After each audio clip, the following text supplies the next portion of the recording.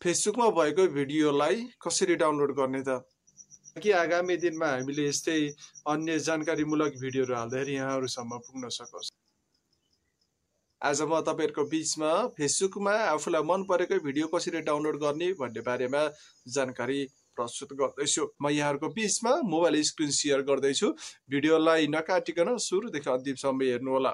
सबैभन्दा पहिला आफ्नो फेसबुक खोल्नु र फेसबुक खोलेपछि यसरी आफूलाई मन परेको भिडियो छान्नु र तलपट्टि देखाएको कपीमा क्लिक गर्नु होला। कपी भइसकेको छ हेर्नु होला र माथि 3 वटा डट देखाएको छ। त्यो 3 वटा डटमा पनि तपाईले क्लिक गरेर यसरी तपाईले कपी गर्न सक्नुहुन्छ है।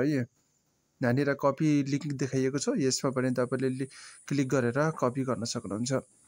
र त्यसपछि ब्याक गएर तपाईले आफ्नो मोबाइलको गुगल क्रोम ब्राउजर खोल्नु होला र त्यहाँनिर तपाईले FDOWNLOADER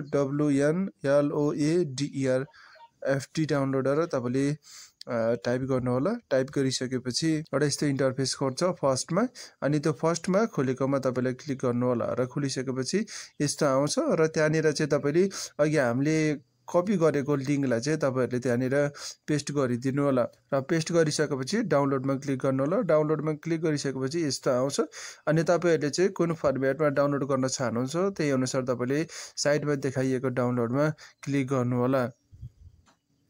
तपाईले डाउनलोड क्लिक गरिसकेपछि हेर्नु होला माथि डाउनलोड भइरहेछ अनि डिटेल्समा क्लिक गर्नु होला र डिटेल्समा क्लिक गरिसकेपछि तपाईको यस्तो इन्टरफेस आउँछ र डाउनलोड हुँदैछ। यहाँनिर तपाईले हेर्न सक्नुहुन्छ।